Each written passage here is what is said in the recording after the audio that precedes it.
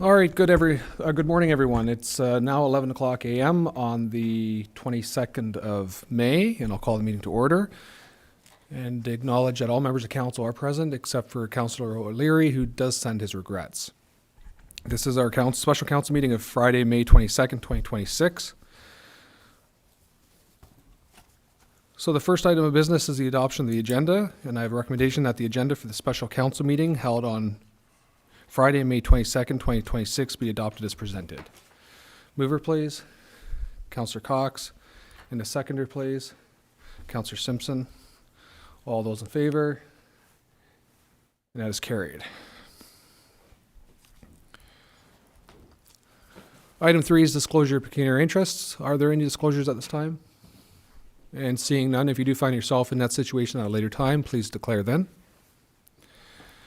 And we're on to item 4, which is public comment. Madam Clerk, did we receive any public comment for this morning's meeting? Thank you, Your Worship. Through you to Council, I do believe we have one member of the public in attendance who did provide them in written form, but will be verbally presenting them this morning. Okay. Amanda, if you'd like to come up. Sure.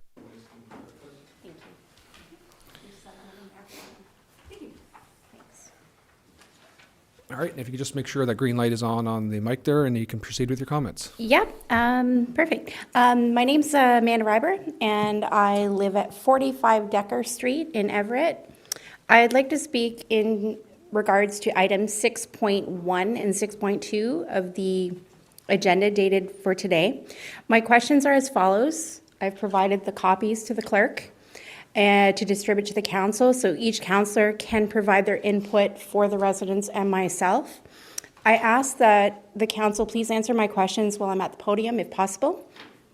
So the first question I have is, as per the agenda, council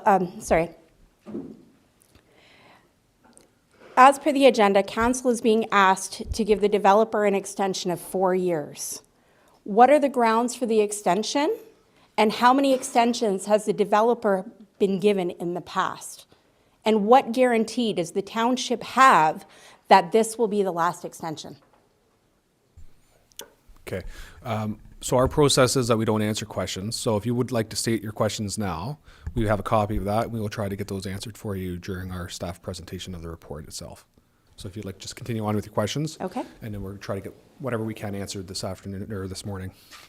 Okay, no problem. So another question I have is, residents have been told that the growth will reduce water and wastewater rates. How will this extension of 4 years affect the wastewater and water rates going forward? Will this extension result in continuation of water and wastewater rates being subsidized from working funds, also called the property taxes that we pay as the general public?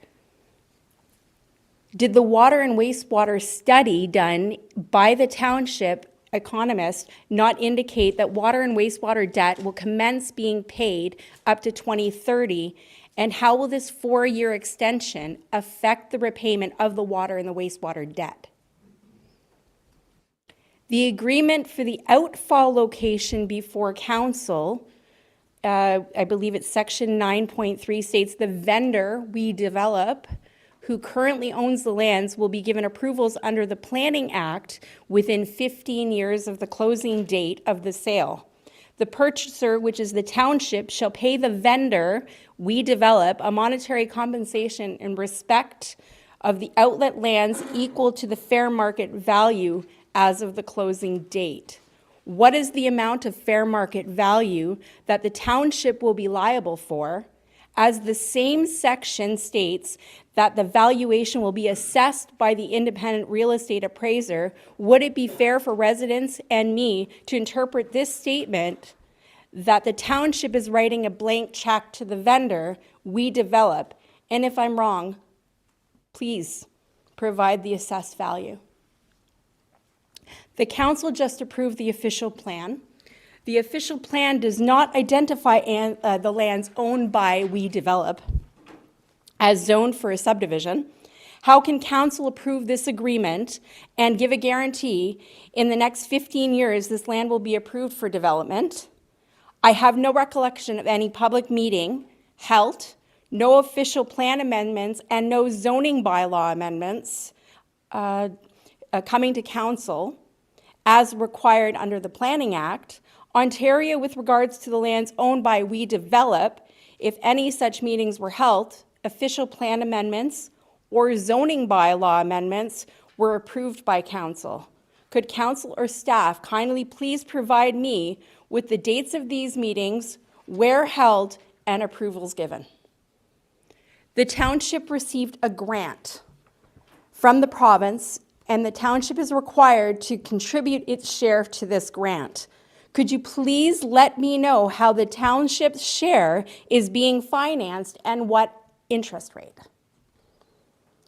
As the project is being delayed with the possibility of a 4-year extension, why are the environmental assessment master servicing plan, new water, and wastewater study not being updated to reflect the conditions after 4 years of the financial impact that will have on the water and wastewater rates and the finances of the township? The grant agreement requires the wastewater treatment plant be in place within 2 years, if I'm correct. How will this 4-year extension affect the terms of that grant application?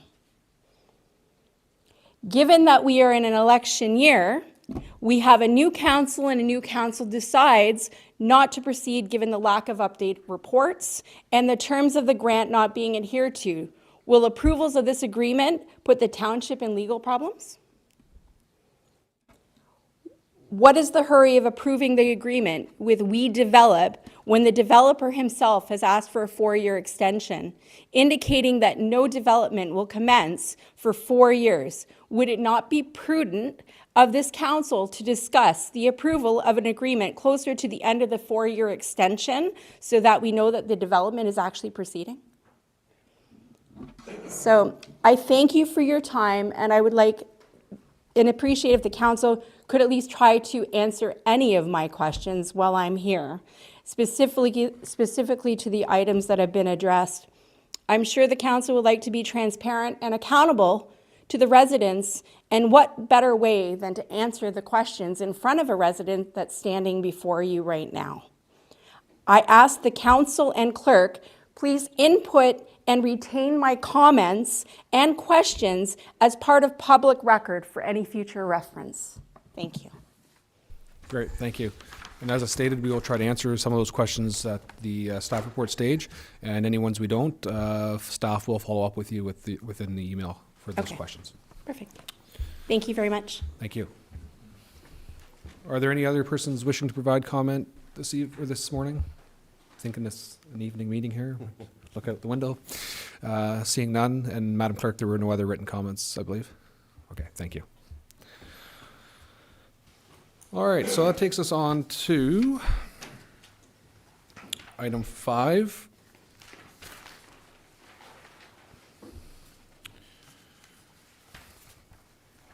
Which is closed session. So we have several items in closed session to discuss this morning. And so the recommendation is that pursuant to Section 239(2) of the Municipal Act 2001, Council of the Township of Adjala-Tosorontio convene in closed session at 11:09 a.m. to address the following items. Confidential verbal update by Lee English, BLG, and Isaac Tang, BLG, litigation or potential litigation, including matters before administrative tribunals affecting the municipality or local board, and advice that is subject to solicitor-client privilege, including communications necessary for that purpose. This is regarding the closing of the OLT case number 23000015 R&M draft plan conditions. The second item is confidential verbal update by Lee English, BLG, and Isaac Tang, BLG, litigation or potential litigation, including matters before administrative tribunals affecting the municipality or local board, and advice that is subject to solicitor-client privilege, including communications necessary for that purpose. And this is with regards to fire site extension requests to the Ontario Land Tribunal. The third item is confidential verbal update by Lee English, BLG, and Isaac Tang, BLG. Advice that is subject to solicitor-client privilege, including communications necessary for that purpose, imposition, plan, procedure, criteria, or instruction to be applied to any negotiations carried on or to be carried on by or on behalf of the municipality or local board. And this is with regards to the outfall and outlet location agreement. And the last item is confidential presentation by Chris Kalamutu, our CIO, with regards to position, plan, procedure, criteria, or instruction to be applied to any negotiations carried on or to be carried on by or on behalf of the municipality or local board. And that is with regards to the Farsight Framework Agreement. And that's a mouthful this morning. Are there any questions to that recommendation? Councillor Meadows? Yeah, I'm very concerned about going into closed session before making, a lot of this stuff is going to be coming in open session later on. We have to be careful what we say after we've been enclosed on certain things that have been discussed in closed, yet we're making decisions on this stuff afterwards. So I just want to, I wonder from the clerk's perspective, if we turn around and accidentally say something that we shouldn't, that was said and closed during these discussions, that's on the it's on the agenda in open, are we in contradiction of our code of conduct or procedural bylaw? Because a lot of this stuff has been that's going to be discussed. It's probably already been talked about several times in open session and other areas. But now you're binding our lips when we come out to discuss this, and we can't be transparent with our current members. I find it difficult to understand why we're going into closed on a lot of this. Okay, thank you, Councillor Meadows. Madam Clerk? Thank you, Your Worship. Through you to Councillor Meadows. As noted on the agenda, the opportunity to go and close for these matters is being provided to Council to seek legal advice. That would be subject to solicitor-client privilege and wouldn't be shared in open session. The discussion enclosed on these items, if Council doesn't have any questions that requires legal advice, might be quite brief, and the bulk of the conversation can happen in open session. It's just ensuring that if Council has any questions about the agreements that are in front of them today or any potential legal ramifications, they have an opportunity to discuss those with our legal counsel ahead of time before making the decision on the item. As you noted, Councillor Meadows, the open session portions, there's staff reports regarding the lapsing provisions and the outfall locations. Those can all be discussed in open as they're open staff reports. It's really just relating to the legal advice and the negotiations, which I would assume Council wouldn't want to share any negotiations that they would have anyway until staff are able to implement those.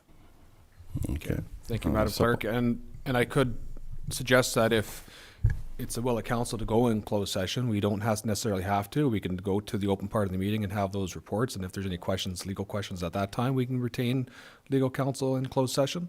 So it is council's desire, but I think the intention was to avoid any potential legal discussions with the open session, and we'd have that first. But we can reverse order if that's if council so chooses. That's an option there available to us. Supplemental. Councillor Meadows, yes.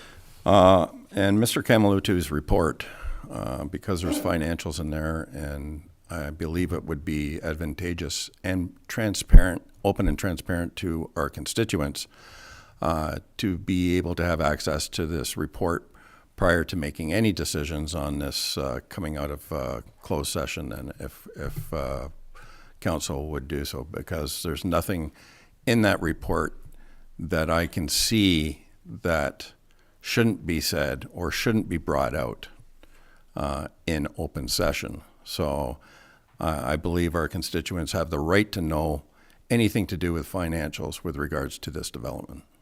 Thank you. Thank you, Councillor Meadows. Are there any other questions with regards to going in camera? Okay, so I've read the recommendation. Is there a mover for that recommendation? I have it moved by Councillor Simpson. And a seconder, please. Deputy Mayor Laux. And last call for questions before we go in camera. And all those in favor? And that is carried. Thank you. So we are in camera, and I believe we are staying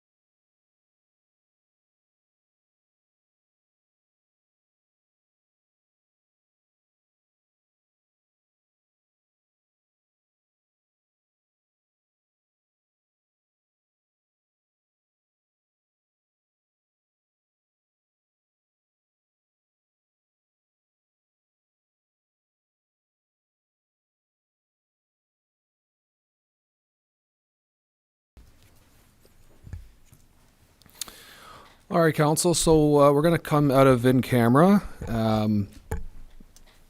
So council convened in camera due for four topics under the section 239 municipal act. And so I need a motion to come out of closed session and resume open. So I have that moved by Councillor Cox, seconded by Councillor Simpson. And all those in favor? And that is carried. Before we proceed, I just wanted to also acknowledge again that we went in camera for four topics with regards to solicitor-client privilege and a presentation from the Chief Administrative Officer with regards to an OLT case being closed, the Far Site extension request to the Ontario Land Tribunal, which is also on the open session of the agenda, and the outlet lands agreement, which is also on the agenda for this afternoon for further discussion. And we also entertained a discussion with regards to a Far Site framework agreement position and plan through the CAO. So we're on to item 6, which is staff reports. So 6.1 is the staff report PLA 2026-006 Far Site extension request to the Ontario Land Tribunal for subdivision files AT0103 and AT-T0502. And I'll go to Mr. Merrick if you'd like to just provide a quick overview, please. Yeah, through your worship, so we received a request from Farsight Homes for an extension to draft approval for their two subdivisions, AT-T-0103 and AT-T-0502, being the 644 homes approximately in Everett. The current draft plan approvals that were approved by the Ontario Land Tribunal expire on June 6, 2026. And so the developer is looking for council support, originally requesting a 7-year extension to the draft plan approval. And through the staff report, staff are recommending a 4-year extension to that approval. Thank you. And Mr. English, would you like to provide any summary to this as well for council? Thank you, Your Worship. There's not much more I can add except to say that that's exactly what's before the tribunal. We'll have to go to the tribunal, and the extension, the lapsing period is June 6th. I think Mr. Merrick had summarized it quite well, so I'll leave it at that. Thank you. Great, thank you. Council, are there any questions to reduce staff? Councillor Meadows? Yeah, I believe one of our residents had a question here, and it's one that I would like answered as well. As per the agenda, council is being asked to give the developer an extension of 4 years.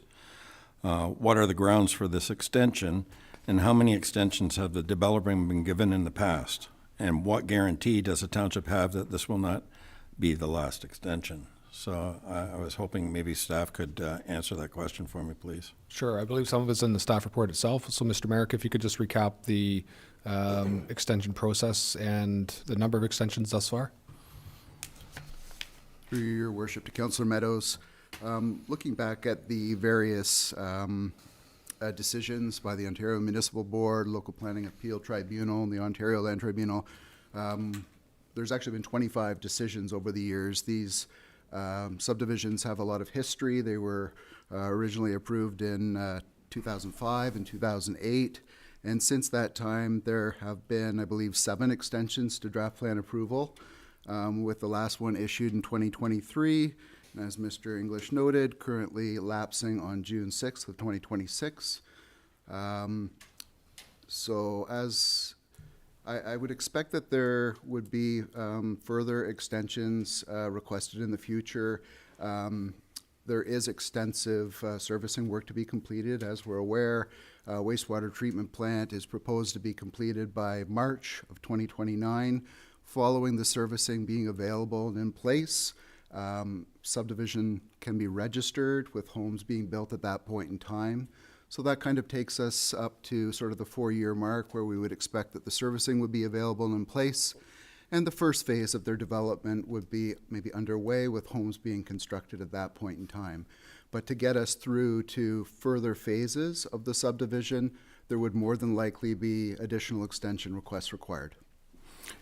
Supplemental. Yes, sir. With regards to that, though, like, what were the original grounds for this extension? What's the reasoning? Like, I've been sitting here for 12 years on council, and every time it's been extension, and every time that extensions were given, the development has gotten bigger and bigger and bigger and bigger because times change and everything. Who's to say? I'm just throwing out a hypothetical here as somebody that's been sitting here for 12 years waiting for this development to go forward. What's to say that after, let's say we give them 4 years or 7 years or whatever, right? What's to say that after that time period that we give them, we get the infrastructure in the ground for this development and he puts it up for sale?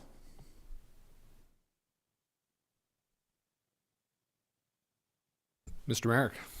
Through you, Your Worship, to Councillor Meadows. I mean, that's always a possibility. A developer can take their development to any point in the development process and then decide to sell their lands, be it at the draft approval stage, be it at registration. They can sell their lands to a different developer who can then pick up the registered subdivision and then develop their own product on that subdivision. So that is always a possibility. And then we would be into extensions again, correct? Possibility. Yep. The first phase of development could be brought forward through a subdivision plan that doesn't include the entire 644 units. For instance, it could be an M plan that shows 150, 200 units. So that 4-year extension may allow for the developer to build out the necessary infrastructure and then allow for them to build the 150 to 200 units. However, the draft plan approval still needs to remain in force and effect, and council would need to provide a further extension to allow for them to clear conditions and build out phases 2, 3, 4. So, yeah, as I mentioned, there's likely to be a number of additional extensions for the R&M subdivision. Supplemental. And with this in mind, this is coming up in June 30th, I believe. June 6th. June 6th, correct? For the... That is correct, yes. June 6th, June 2026 is when the current draft approval for the R&M lands lapses. And that is the reason for the developer's request to the Ontario Land Tribunal, who are the approval authority for the subdivision, for the extension. And the tribunal often looks to the local municipality as well as maybe the upper tier municipality for their support for the requested extension. Yeah, and this is the problem that I have is because, number one, we have no written agreement as of yet with the developer. I've mentioned that time and time again. We have no written agreement with the outflow location, and I said that back in, I believe, January. We need an updated MSP, which wasn't done by staff, that we asked as this council to be done for over a year ago, and it still wasn't done. And yet now we're looking to put a 4-year extension on this development again. And it's like, is this thing ever going to go? I mean, we're putting all this money forward. It's not the developer. To me, it's a waste of my time every time we go for another extension. And I'll guarantee you, after the 4 years, there'll be another 3-year extension coming forward. So, to me, it's totally wrong in this process. Either we got a development that's on the go, we have 2 years to put this infrastructure in, and then start development. If we don't have a guarantee that this is going to happen within the 2 years, then I'm sorry, take the development off the table. That's plain and simple. Because we're just going to be wasting time and money over this process if we don't get assurances that this is going to happen ASAP. Anyways, that's all I have to say on it. And Thank you, Councilor Meadows. Any other questions with regards to the extension request through to staff? All right, seeing none, there is a recommendation. That's staff report PLA 2026-06 dated May 22nd, 2026 regarding a request by Farsight Homes to the Ontario Land Tribunal regarding an extension to draft plan approval for subdivision files ATT 0103 and ATT 0502 be received.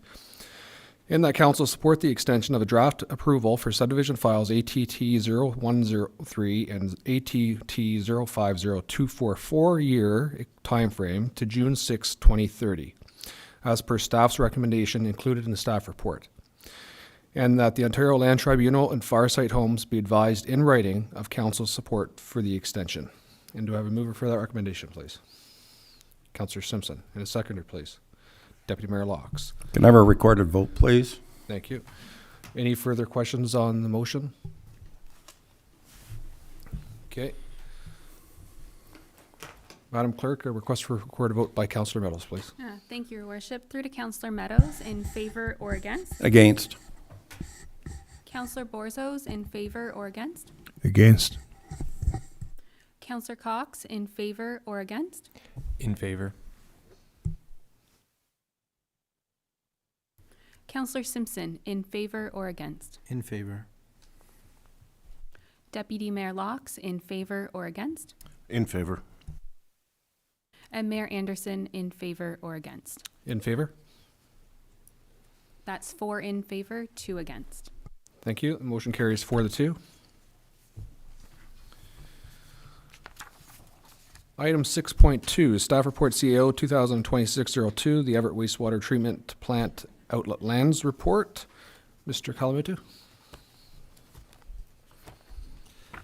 Through your worship, attached to the report is the agreement, signed agreement by West Everett, the other party. So we're looking at purchase and sale agreement for the outlet lands. There were 2 options originally identified for outlet to the Pine River for the future wastewater plant.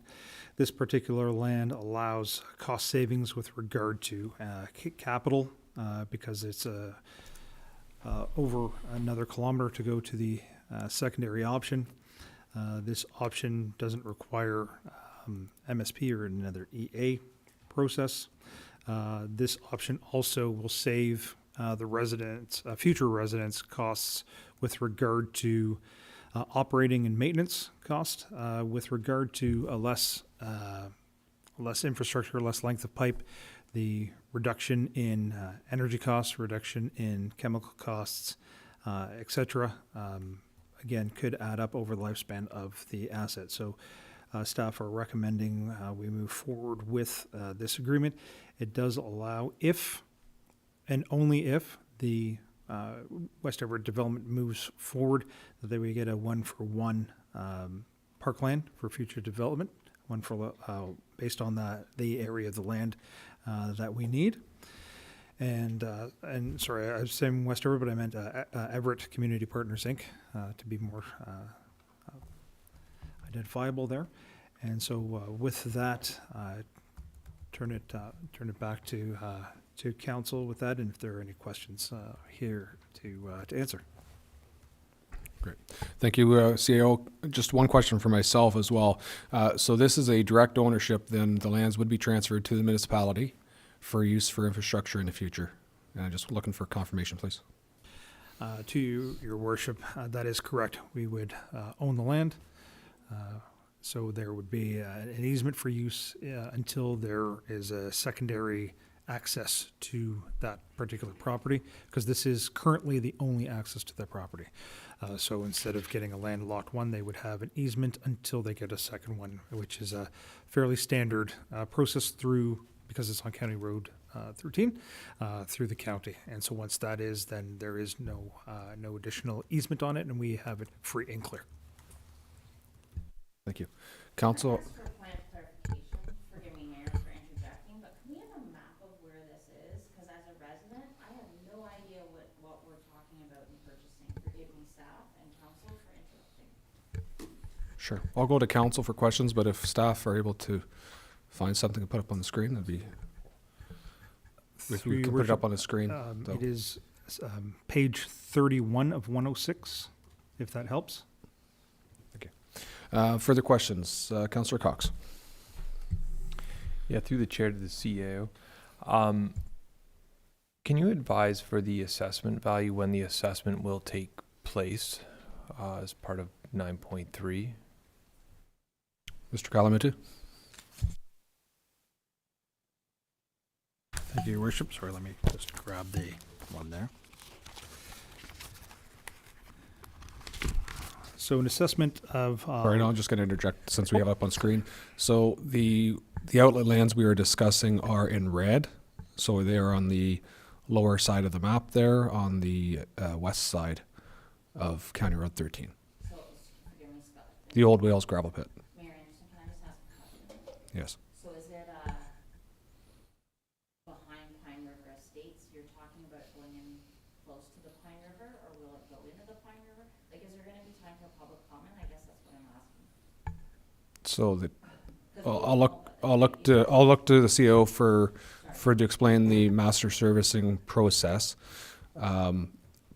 But the proposal is that it'd be going into the gravel pit area before going into the Pine River. But I'll go to the CO. So if you'd like to answer Councillor Cox's question first, and then if you'd like to maybe just process the question with regards to public comment and the MSP. Thank you, Your Worship. Through you, with regard to the timing of a potential appraising of the land, the closing date on Article 8, Section 8.1, the closing date, the agreement shall be completed on the date, which is the closing date, that is 30 business days following the date upon which the purchaser, which would be the township, is satisfied or waived our conditions, the township's conditions required to be satisfied before due diligence date. So once that is, once we are satisfied, once the township is satisfied that the seller has abided by all the conditions within the agreement, that is the closing date and the 30 business days after that. So that's when the cost of the land is locked in and would be appraised for that particular time. And so it would be these agreements usually take between 2 to 5 months to get organized, et cetera, hit all of the due diligences that are required by our lawyers, and I'm sure theirs. And so that is the approximate timing. So again, sitting here in May, it would be some time within this year approximately. Supplementary. So in 15 years, let's say no approval is granted, no planning approval is granted, it would be the assessed value of the 2026. Through Your Worship, in that scenario, that is exactly correct. And supplementary, can you please confirm that these are DC chargeable? If like the assessed value purchase would be DC chargeable? Through Your Worship, we have confirmed with our consultant that is doing the update to the development charges that because this is land and because this land would be used for development, it could be DCable if there were any cost to the township. It would be DCable, and just for clarity, the DCs are charged to the developers, whether it be in an area-specific one or town-wide for the developers, that can be determined at the time if there is required to be an update in 15 years.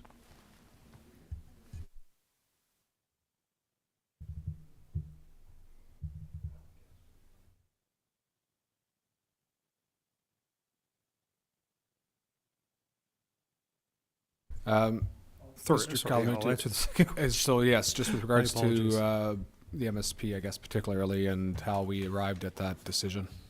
Thank you, Worship. Through you, there are a couple of processes where the outlet to a future plant is identified. One is through a municipal class environmental assessment, and what we we really call the EA. And there's another one called the Master Servicing Plan, or what we refer to as the MSP. So those two processes do have a multitude of public touch points with them. And it was identified within those two processes that the outlet would be to the Pine River in an approximate area. There was discussion through, I believe it was the MSP, to note that there is that option for going into the pit area first before going in. Again, to ensure that what is best for the environment, that should be determined later, whether go into the pit first or directly into the river, depending on what the circumstances are. So some variables with regard to temperature may not be beneficial to the river if that were to happen, and some other instances it may be. So that final little stretch from the pit itself to the river will be determined through discussions with the MECP to ensure that the environment is taken at the highest priority and what the least amount of impact would be. So again, although it is it was discussed in both of those, the absolute determination will be considered through some additional evaluations and analysis. But that is the basic area for it to go into. Thank you. And I just wanted to answer the other question with regards to public comment. So public commenting was open during the MSP process, which was about 10 years ago. And so that process allowed for the public, and we did get quite a bit of public reaction to that and commenting. And they provided, and that was worked into the recommendations from the consulting engineers at the time. Councillor Cox, if you want to explain further on that mapping as to the way it's going, but Sorry, Scott, but That's- it's not transparent right now. that's fine. We can get you a copy of the paper copy. It's in the agenda as well. But Councillor Cox, if you'd like to speak to that. Oh, I just say, Joy, it's there's like a big gravel pit, Yeah, I know. and then it channels all the way and it trickles down to the pine naturally, Yeah. right? If you know the spot, and yeah, so that's just a long stretch from that pit that goes all the way down and trickles down into the pine. Okay. Isn't there an expiry date on environmental impact assessments, and don't they have to be redone in a certain timeframe? So 10 years seems to be a little bit longer for an environmental impact assessment, that it has to be redone, which is one of the things I addressed at the beginning of this, which isn't being addressed now, which I asked the council to be able to discuss with one of my concerns prior to this actually being debate, and the doors were closed for an hour and a half. So why aren't my questions I asked during the public session actually being discussed and addressed with me, that I politely asked between either the staff or the council that I'm present now? Why am I not getting my answers now before decisions are being made? Thank you for your comments. Staff will answer those questions for you. They will get answers for you on those questions. I believe unless council has a direct question, I can't speak for everyone, but I believe they've had under, and I appreciate that, but we're not taking direct questions from the floor, from public to answer these items. So Didn't give me the opportunity to get the answers when I asked for it, because you solely decided that it was a closed discussion. So I'm sorry to interject, but our process and our procedures for council meetings does not permit public participation in answering question form. We provide public comments, so public comment can be circulated to council. We do allow opportunities for residents to email council directly with questions and concerns. We also ask that residents provide comments and questions to staff so that they can be addressed properly. And so we will get your questions answered. You can be certain of that your questions will be answered. So I'm going to go to council for any other questions with regards to this agreement. Councillor Meadows.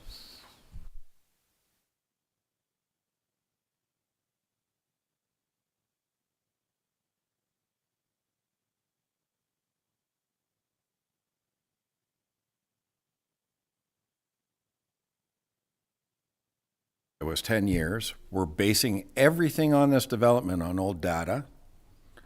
I've mentioned that at numerous meetings. And we're still doing the same old thing, passing stuff without having all the information in front of us, and especially when it comes to this.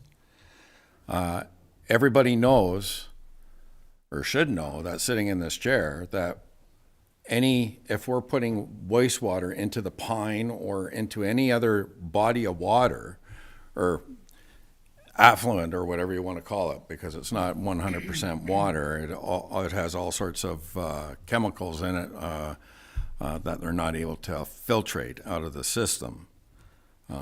Pharmaceuticals is one of them. Class 2 environmental assessment is required for a wastewater treatment plant to put out into the Pine River. It's standard knowledge.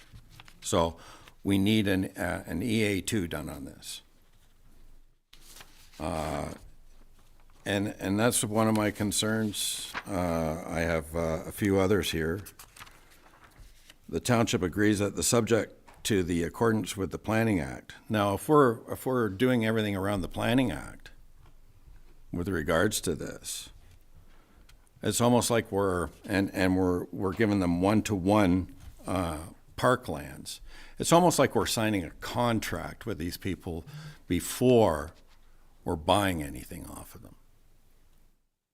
You know, like we're signing this agreement that we're going to use their outflow location on their lands.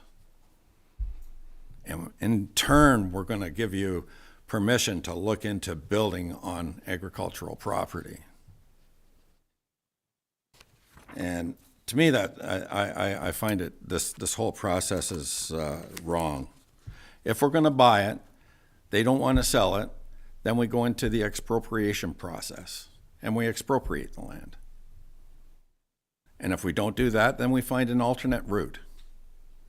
We don't put little clauses like Section 9 in here, 9.3, where we're giving them compensation on such fair market value shall be determined by a qualified independent real estate appraiser who is a member of good standing of the Appraisal Institute of Canada and holds accredited Appraiser Canadian Institute designation, selected by the parties acting reasonably and retained by the vendor's sole costs. And this is all going to be based on value of the basis of their existing use as a municipal wastewater infrastructure lands. So it's not based on the current value of the lands. It's based on the infrastructure that's being built in this particular land. Why we're even ascertaining this is beyond me, because it should be up to the developer to find out where the outflow location is, not the council, not the taxpayers. Why are we on the hook for this? We shouldn't be on the hook. This should have all been done by the developer years ago, because I've been told this project is shovel ready. And for years I've been going on about this fact that we never had an outflow location. Years I've been sitting on this council saying the same thing. Where's the outflow location? Where's the outflow location? Well, we don't have it. We don't have it. Well, and that's why we kept getting extension. Pardon me? Not likely. I have so many issues with this, why we're even ascertaining this, and why the taxpayers are always on the hook for development. We don't even have a development agreement yet with the developer. And that, it's like buying a car. I just can't. It's like buying a car without the body, sight unseen. You don't know what you're getting. I don't know what I'm getting. I hear a lot of promises. I hear a lot of stuff going on. Oh, we're going to get a new fire department. We're going to get a new parks department. We're going to get all. There's no money, guys. Right now, there's no money. No money, no build.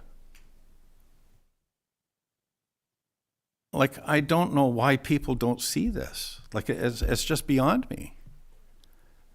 we're putting the cart before the horse again. Like I said, 14 years ago when I sat here, or not 14, maybe 12, I sat here on the very first earthworks agreement and said, you're putting the cart before the horse. And I think you probably remember that because I said it to Dave Rose at the time. And we were, because 10 years later, bang, we're putting in a new earthworks agreement because it wasn't done properly. This is wrong. When are we going to see it's wrong? It's on the backs of the taxpayers, and I don't like it. Anyway, that's all I have to say on the matter. You vote the way you want. I know the way I'm voting. I'm voting for the people of this township. Deputy Mayor Locks? Thank you through the chair. I've sat here and listened to you complain about we don't have an outfall, we can't go forward, we can't go forward. They finally come up with an outfall situation that's viable and in our favor, and you are now balking at that. So I'm trying to understand how that you're never satisfied with the outcomes that that our staff are developing here. You've just literally said it. You've said it 100 times. We can't go forward with this without an outfall. And finally, the township staff and Everett West has come to an agreement for an outfall, and now you're not happy about it. Like I'm trying to understand your reasoning. Can I answer his question, Your Worship? I'm going to let the deputy mayor finish his comments first, if you had any other comments or questions. Well, ideally, that's part of my problem with what you sitting here and you constantly harp about that we don't have an outfall, and we have an outfall. So now, but you're still not satisfied saying that it's on the taxpayers' back. It's actually not on the taxpayers' back. They're not paying for it. So I have a problem with the constant, let's say, badgering of everybody from you because we don't do this, we don't do that, and do whatever, and now we do something, and you're still not happy with it. So I'm just trying to understand where you're coming from. Point of order. Councillor Meadows. Point of order. Councillor Meadows, did you want to respond to that? Well, I want to call my point of order first because he just said that I'm badgering. I don't see myself. I don't see answers. You don't have the floor yet. Sorry, Your Worship. You called a point of order? I called point of order. And what is the point of order? The point of order is he's making accusations against me that are false.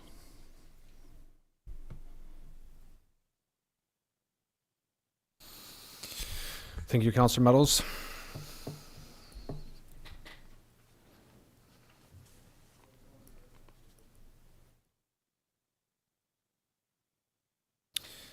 Before I make a decision on a point of order, it boggles my mind that we sit here and have to go back and forth on who said what, when was what said.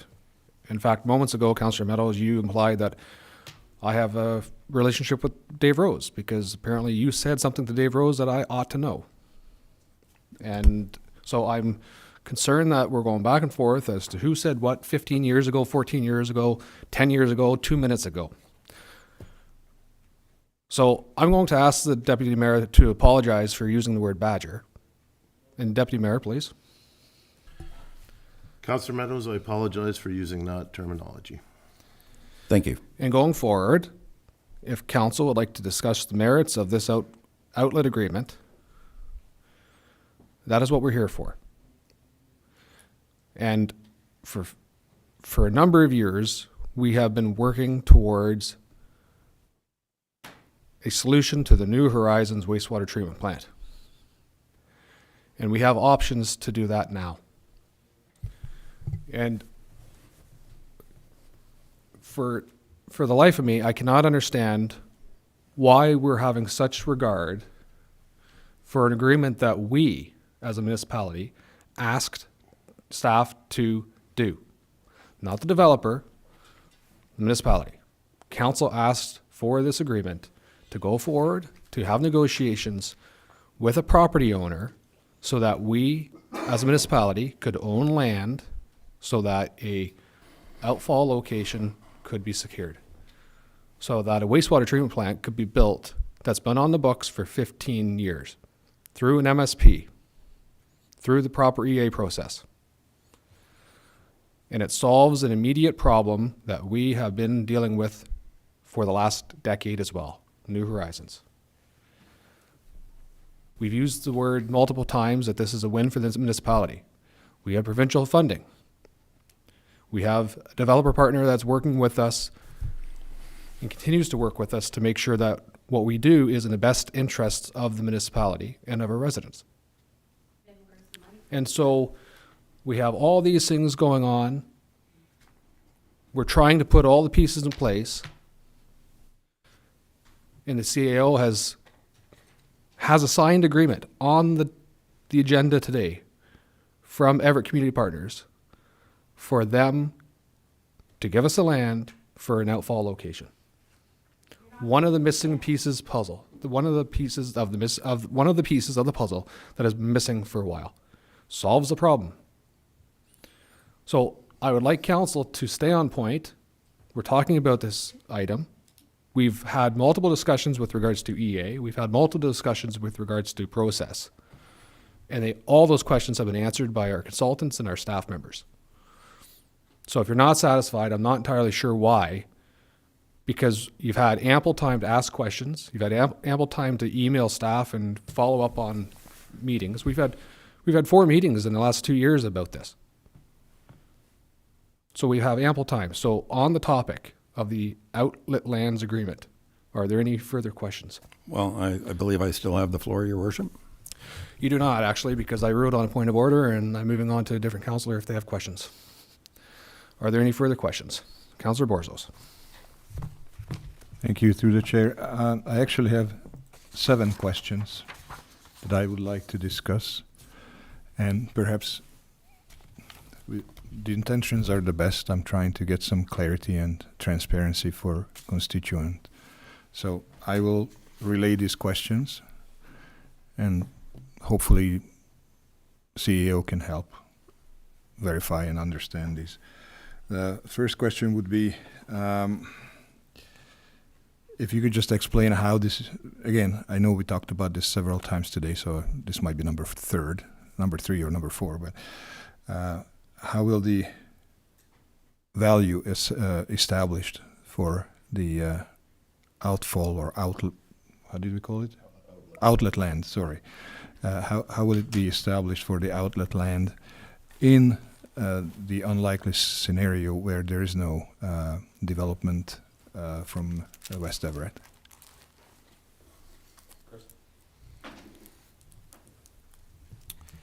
Through your worship, if there is no planning approval of the development lands with regard to Everett Community Partners over the next 15 years, the evaluation of the land, as noted, would be by a certified appraiser based on 30 days after the seller has met all due diligence that we've provided and noted within the agreement of purchase and sale. So that date is noted in section 8.1, the closing date. And so it is the 30 business days following that date is when it is noted that the value of the land is set. And usually, again, I'm going to speak in generalities, but a agreement of this size and scale usually takes 2 to 5 months to complete, and for the seller to show their due diligence to the purchaser, which would be us. So that is the approximate timeline of when the lock-in date would be set for the value of the land. Thank you. So at that point, we would have an appraised value, and that would be put forth or set into the contract as a purchase value or future purchase value. Through your worship, if there is a need to do that, right now, as it stands, the purchase of that land is for $2.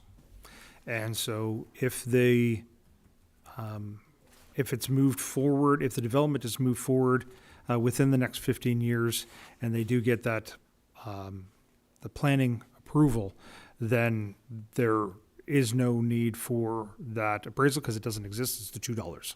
That's how much it is purchased for. It is basically, if the council of the time does not move forward with approving West Everett lands, then it becomes appraised. And again, the land would be appraised by a certifier, but based on the, say, 2026, if everything goes through, timeframe. And so it would be based on $26 as noted. It would be, for lack of better words, locked in at that time. And so that's the appraised value. But it doesn't necessarily need to be done at that time. It would just be appraised for that time. Kind of looking at it in a 4D option throughout time. Again, I think as noted, any land that is used for development that is has to be purchased by the township can be included in future development charges. So just wanted to for a point of clarity. Thank you. So my last point to this particular part of the question, just maybe to summarize it. So essentially, 15 years down the road, if we need to, we can do a retroactive assessment. Is that what you're suggesting? And then based on historical land values and historical appraiser values and so on, we can estimate what the cost would have been 15 years ago, which is today, and then the purchase price will be established in such manner? Through your worship, that is correct. The land is evaluated for a price of 2026, and that's if this were to go through. That's what that would mean with regard to that closing date, and so it would be again set for that date, locked in for that date. Thank you very much. Next question would be, could we get a little bit of information about how will the financing play out on the township's part for the project that's ahead of us, if that is not classified information? I'm talking about wastewater treatment facility, building, the project, I call it a project, and we have a 27%.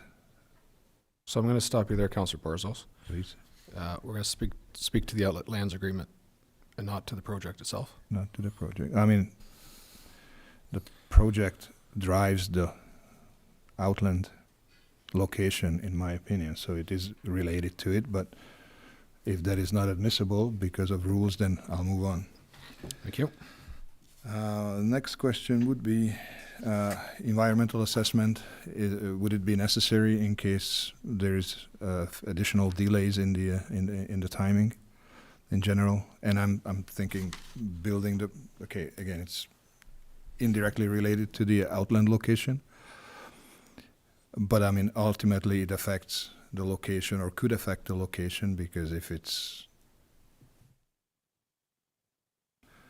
the wrong location or not approved, then how are we going to get out of this?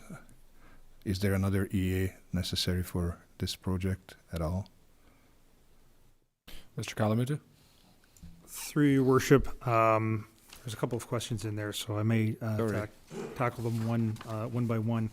Please. With regard to the discussion about the municipal class environmental assessment, we did reach out to the ministry, the MECP, and they have noted that there is no lapse time limit when it comes to the master plan. So that is not required at this time. However, in saying that, if there are a multitude of variables that have changed since the original one, the original master plan, then that would need to be reviewed and taken a look and looked at. Our consultants have noted that there hasn't been any substantial changes from when that master plan was approved to the current circumstances. There's been no additional development, etc. No changes into the larger environment building. There's been no increases in threats with regard to that time frame. So that notes and stands as noted by our consultants on a double check of that. With regard to the MSP, it does not indicate a particular part within the Pine River where the outlet absolutely needs to be. That's why there were some options. It did note that there is that potential to go through that pond at the gravel pit, so that there is that should be looked into a little bit more, if that is the wish of council to move through there. And I'm sorry, I might have forgot the other question. I think me too. So my apologies if it is remembered. No, Again, that's good. I'm around to Appreciate it. answer the questions. So if I might, just one moment to just pick up on the comment of the EA. So one of the reasons why we're looking at these outlet lands is it was identified in the original MSP. And if we choose not to go to this site and we choose to go up the road to 15 Side Road and to the Pine River at that time, it would require at least an amendment to the EA process to do that work. And I'm just looking to see if you can confirm that, Chris. Through you, Mayor, it would be determined through an evaluation if there is a need to be an amendment, a full EA, or none of the above. That would be determined through the engineering review. And my apologies, I think I remember the other one. With regard to the MSP and the EA, just to note that it is only up to a flow of 3627 cubic meters per day. So anything above and beyond that would need a new EA and a new MSP. So it is only up to a certain point. As a matter of fact, we are in discussions because there's another part of approval. So it's not just MSP, it's not just the EA, but there's an ECA with regard to the plant itself that is also approved by the ministry, and that is currently only up to 850 cubic meters. So there actually has to be an additional discussion and approval by the MECP for the ECA of the plant itself to move above and beyond that. So those discussions are currently ongoing, but there are a multitude of checks and balances. And right now, the first check and balance is at 850 cubic meters. When it goes to the MSP and the EA, that check and balance is at, or that next level is at the 36, anything above the 3627 cubic meters. Okay, thank you. Councillor Borzos, you have further questions? Yes, I have. I will wrap 3 questions into one in the interest of time here. So if this, hypothetically speaking, if council was not to approve this particular purchase agreement and we need to do alternatives, we to look for an alternative outland or outfall location, what consequences do we have to deal with? What do we have in terms of exposure, legally, fiscally? And just, if you could just summarize it for me. Mr. Calabunsy? Through you, Your Worship, that is a loaded question because it depends on so many different variables and people's goodwill or not. So with respect to are we would be sued or not, that would be up to many different individuals deciding whether or not they do it. It would potentially delay the project. And with regard to certain appurtenances within the plant, and there is a very long time from order to delivery. And so as we move forward in time and those critical aspects of the critical path, as we say in project management, as those get pushed and if they can't be crashed, like there's a long order, for example, there is a risk of not hitting particular timelines. For example, right now there is a current deadline of Q1 of 2029 to have substantial completion of the provincial funded project. Now, again, I'm not saying that is there may be options to request extensions. Projects go along all the time, but I'm not saying there is. That is completely up to the province to decide that at that time. So there are many different variables that may impact whether and how much the negative consequences are, depending on the decisions that are being made today and into the future. Very much. Thank you, Your Worship, for your indulgence, and Mr. Kalamutu for the explanations. Thank you. Councillor Simpson. Thank you, through the chair. I don't have any questions, but I do have some comments that I'd like to put on the record. Councillor Meadows noted before that he's making decisions for the residents of this municipality. And I didn't want to leave that because it's almost casts aspersions on the rest of council as if we are not also making decisions for the benefit of residents of this township.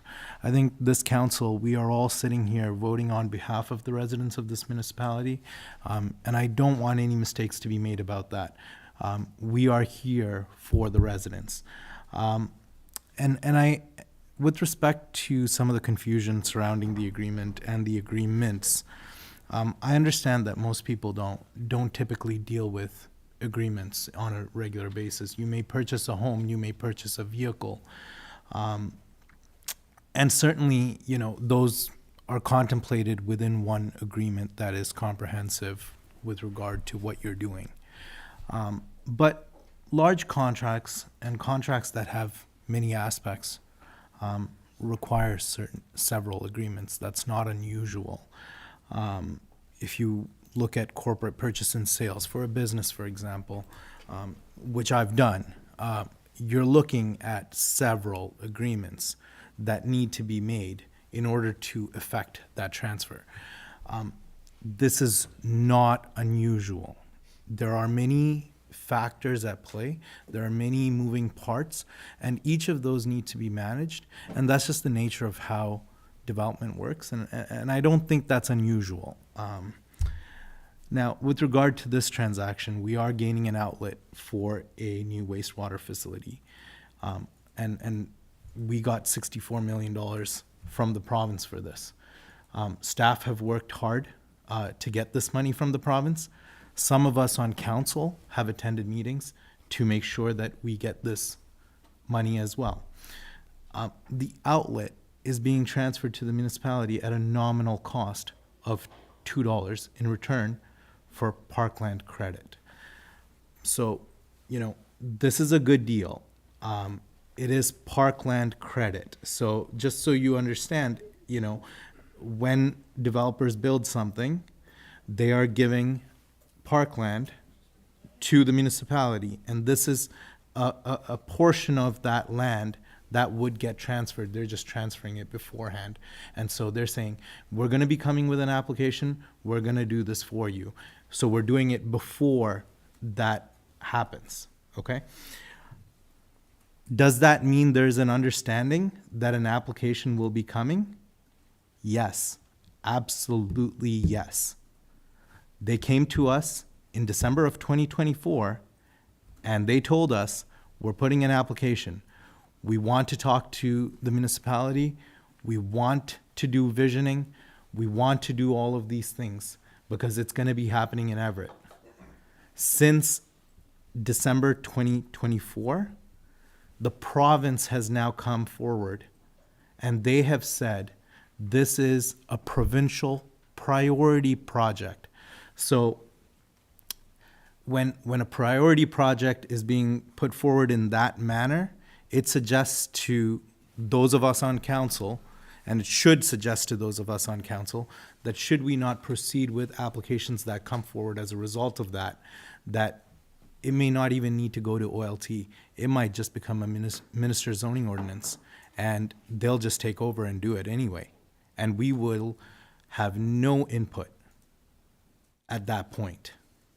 So what are we trying to do as a municipality? As councillors in this municipality, our job is to make sure that residents are protected.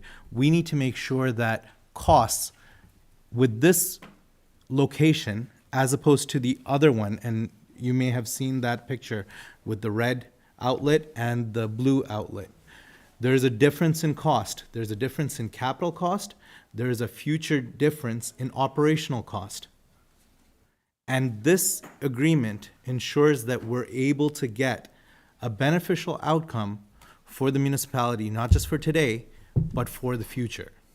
And that is what this council is trying to do. So yes, it is with the understanding that a future development application will come for Everett West. And we certainly need to proceed with visioning. I think there certainly needs to be public meetings on this. Obviously, that's all things that are going to be happening.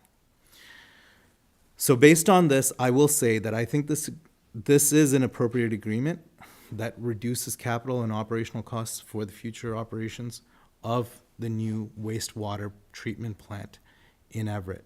This is a better outcome. You can look at anything and read a couple of sentences and say, hey, this is horrible. But what are you really saying? You really need to look at what that agreement is. And at the end of the day, this is an agreement that allows us to move forward as a municipality and lower our operational costs, which admittedly are high. Our operational costs for our water, wastewater systems are higher than in other municipalities. And we need to take steps, smart steps. Councillor now Simpson, to I'm going address to it. come back to the agreement. Thank you, Your Worship. This is my thought. I just didn't want, residents in our township to feel any sort of bad way when council approves this, or if council approves this, because I think it's important to understand what we're trying to do. Thank you. Thank you. Are there any further questions or comments from council? Councillor Meadows?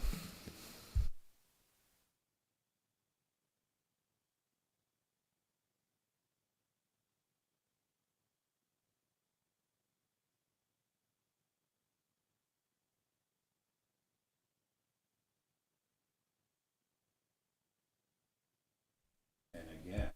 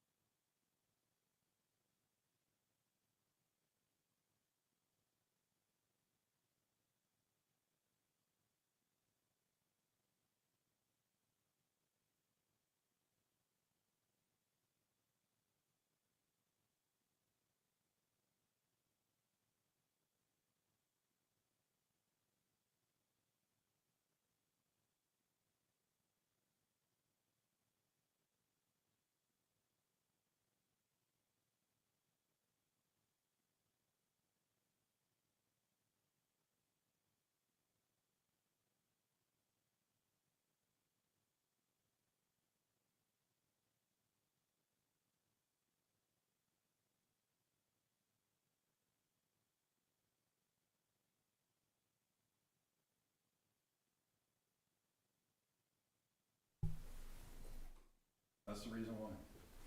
And again, it's gonna be, if the development doesn't go through, it's gonna be the taxpayer that pays. And all I'm saying is, this shouldn't even be in front of the taxpayers, because this should have all been done through the development community before they brought the application forward. That's all I'm saying. I'm not saying anything different or anything that I haven't said on this council chamber before. It's not up to the taxpayer, it's not up to us to build this development, it's up to the builder. And I'm sorry, but I can't support this because of that. Anyway, thank you. May I respond? Are there any further questions or comments? Councillor Cox, I'll go back to you. I just want some clarification. Would it not be, it wouldn't be on the taxpayer because it's DC chargeable, right? So like that's a point of clarification. That's not right. It's not on the taxpayer. If we had to purchase that land that's DC eligible, that goes right back to the development. Yeah, but we're losing 1-to-1. But I know, but you said it was on the taxpayer. It's on the purchase of that land when you said it was on the taxpayer. It's not on the taxpayer. That's a DC eligible cost. Just want that clarified. Because technically that's what it is. Thank you, Councillor Cox. Councillor Simpson? Thank you, through the chair. Yeah, as a response to Mr. Councillor Meadows, it is DC eligible. So you would be pulling that cost, whatever is determined, as staff have repeatedly said in this meeting, that those costs would be recovered from DCs. And I want to say it again because I think staff have said it, council saying it, it's DC eligible. The other thing, you mentioned the 1-to-1 ratio, and perhaps Mr. Kalamutu, you could provide some clarity on, based on the provincial notice that we received with regard to Everett West, how big of that parkland credit is this property? As I understand it, it's a smaller amount compared to the total parkland credit that potentially the municipality would get when an application comes forward, correct? Mr. Kalamutu, not going to tell you to answer the question, but I would not answer the question, but can maybe clarify in the fact that what is this land mass that we're acquiring, I think would be better answered. I may maybe answer and then maybe get clarity if I've not answered it correctly. So the typical process when it comes in is that the developer must provide 5%. We're not going down the rabbit hole of development. Okay, So all I need is what's the land mass that we're getting for this purchase? thank you. As far as my understanding, I believe I wrote it here, is 5,577 square meters, and I believe that is approximately 1.4 acres. Thank you. Okay, so to clarify, it would be 1-for-1, so they would have a parkland credit if an application ever came in, 1.4 acres of land. That's right. And so it's a 1.4 acre, which isn't a huge amount. And if an application were to come forward, there would certainly be a lot more lands that the municipality could potentially get as a result of an application. So just for clarity, thank you. All right, any further questions or comments to the agreement? Again, it's under bylaws as well, so we're have an opportunity to discuss it there if you'd like to, but the report is here. So are there any further questions through to staff on this item? All right, seeing none, there is a recommendation for the staff report then, and it's staff report CAO 2026-02 dated May 22nd, 2026 regarding Everett wastewater treatment plant outlet lands be received, and that council consider the necessary bylaw authorizing the mayor and clerk to execute the outlet lands agreement. Mover, please. Councillor Simpson, seconder Councillor Cox. Can I have a recorded vote, please? Certainly.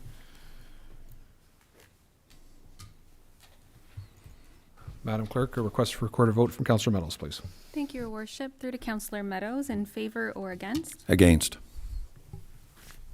Councillor Borzos, in favor or against? Abstain.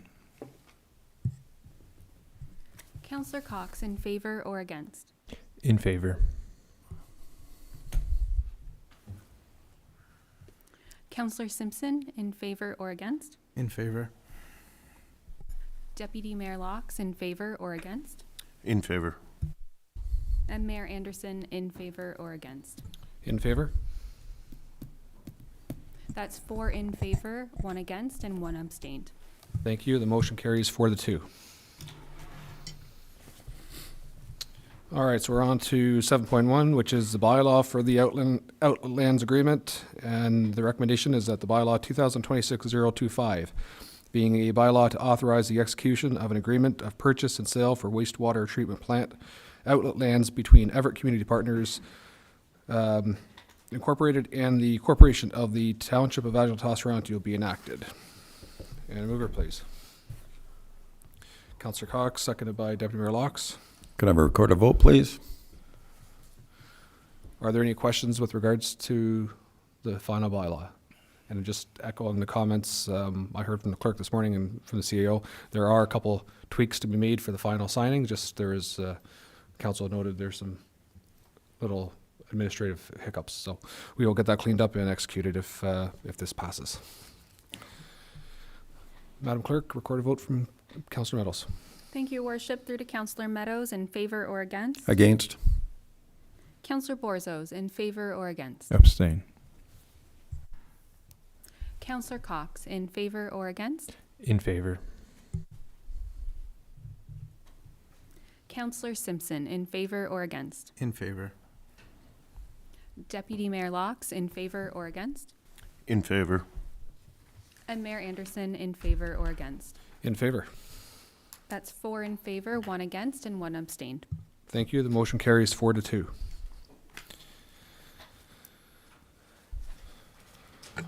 All right, and now we're on item 8, which is the confirmation bylaw. That bylaw 2026-026 being a bylaw to confirm the proceedings of the Council of the Township of Adjala-Tosorontio at a special council meeting held on May 22nd, 2026 be enacted. Mover, please. Councillor Cox. Seconder, please. Councillor Borzos. Any questions on the confirmation bylaw? All those in favor? That is carried. And at the beginning of the meeting, I did omit the township land acknowledgement, so I'll take this time as we enter almost the weekend, that the township of Adjala-Tosorontio is situated on lands within Treaty 18, being the traditional territory of the Anishinaabe peoples, including the Ojibwe, the Odawa, and the Potawatomi nations, collectively known as the Three Fires Confederacy. This land is home to many diverse First Nations, Inuit, and Métis peoples. We acknowledge Indigenous peoples as stewards of the land, and we honor their resilience as well as their culture and of our shared respect for the lands, plants, animals, and waterways which sustains us all. We recognize the injustices against Indigenous peoples and are mindful that the decisions of government impact our shared land and all the inhabitants. We commit to reconciliation as a journey to foster Indigenous cultural awareness and educational opportunities, establish respectful and healthy relations with Indigenous peoples, continue to steward the land and its inhabitants, and to cultivate an inclusive community for all. It is now 2:30 p.m. and I'll adjourn the meeting.